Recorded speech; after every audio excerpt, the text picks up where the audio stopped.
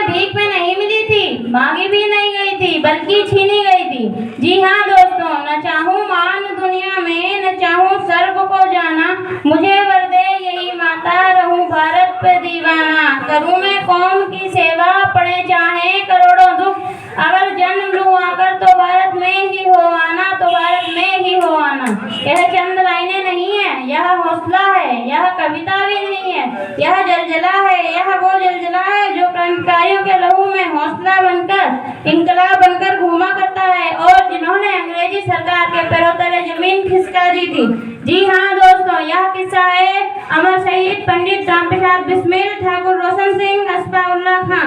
इन तीनों के सर पर आजादी सर चढ़कर बोलती थी, देश को आजाद कराना है। इन्होंने भारत माँ के चरणों में अपनी जान की बलि देने में एक पल न लगाया। तो चलिए देखते हैं काकोरी कांड की एक झलक। आओ ट्रेन लूट के हैं, ट्रेन पूरी की पूरी ट्रेन नहीं, इंजन के पीछे वाला डब्बा जिसमें एक संदूक रखा है, उस संदूक में सरकारी खजाना है। पर हम ये कैसे कर सकते हैं? ट्रेन में तो बहुत कड़ी सुरक्षा होती है। दरअसल अंग्रेजों को ऐसी उम्मीद नहीं थी कि कोई ऐसी इनकार कर सकता है। उस संदूक के इर्द गिर्द कोई एक ड्राइवर के सिवा और कोई न होगा।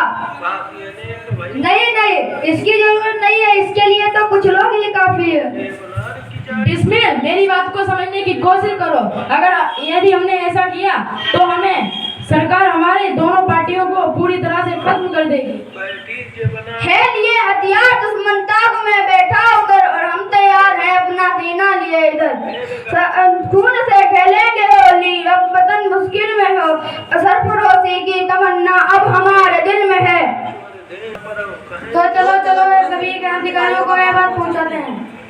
जी हाँ दोस्तों, उन लोगों ने कुछ क्रांतिकारियों के साथ मिलकर 9 अगस्त 1925 की रात को काकोरी कांड की ट्रेन लूट को सफल अंजाम दिया। अगर बनवारी राज सरकारी गवाह न बने होते तो अंग्रेजी सरकार क्रांतिकारियों को आसानी से न पकड़ पाते। 25-26 सितंबर 1925 की रात में बिस्मिल के साथ 40 लोगों को गिरफ्तार कर लिया गया। 11 माह बाद अशफाक भी सरकारी के पकड़ में आ पाए। ठाकुर रोशन सिंह भी गिरफ्तार कर लिए गए। अंग्रेज ने अशफाक और बिस्मिल के बीच में फूट डालने का काम किया। उन्होंने खान बहादुर तसब्बुर हुसैन को इस काम का कैप्टन बना के भेजा। उन्होंने अशफाक को सरकारी गवाह बनने की सलाह दे डाली। देखो अशफाक मियां, तुम भी मुस्लिम हो, अल्लाह के फजल से मैं भी मुस्लिम हूँ, इसलिए मैं तुम्हें आगाह करता हूँ कि रामप्रसाद बिस्मिल हिंदू है। वो हिंदू संसद काम करना चाहता है।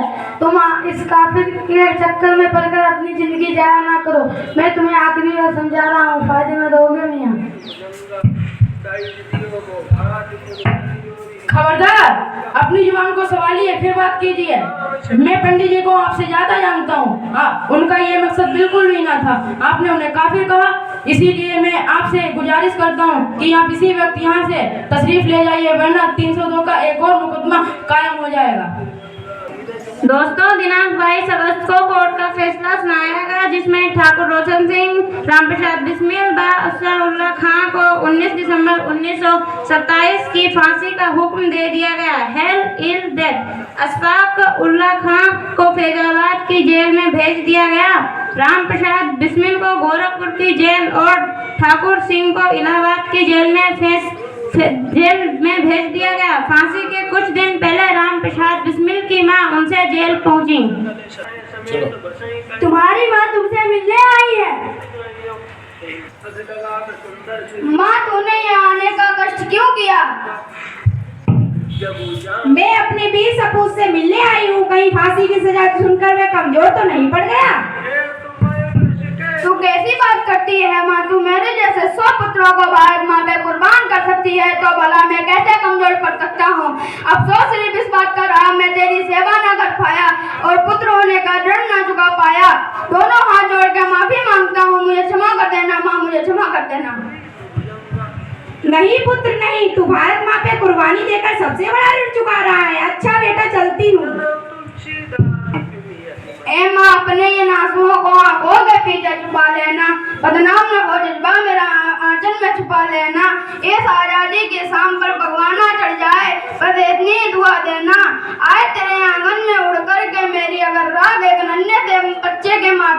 लगा देना, तो फिर से नया बिस्मिल बना देना, तो फिर से बना देना।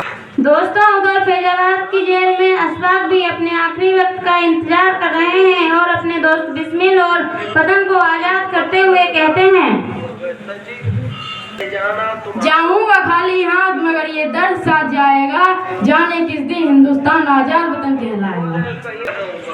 उस दौर 19 दिसंबर 1927 की सुबह सभी क्रांतिकारी अपनी मौत की तरफ सिर उठाकर चल दिए। जब जल्लाद ने उनके गले में फांसी का फंदा डालना चाहा तो बिस्मिल ने कहा, आज 18 दिसंबर है, एक दिन बाद यानी कल को मुझे फांसी पे लटका दिया जाएगा। मेरा दृढ़ निश्चय है कि मैं भारत में जब तक जन्म लेता रहूंगा, जब तक मेरा भारत पूरी तरह से आजाद ना हो जाए। उस परमपिता परमेश्वर से यही दुआ होगी कि मुझे जब तक बार बार इसी देश में जन्म देता रहे। इस प्रकार भारत माँ की जय के साथ बिस्मिल फांसी पर झूल गए। जिंदाबाद, भारत माता की जय।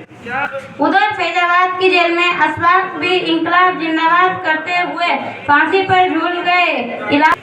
इंकलाब जिंदाबाद, भारत माता की जय।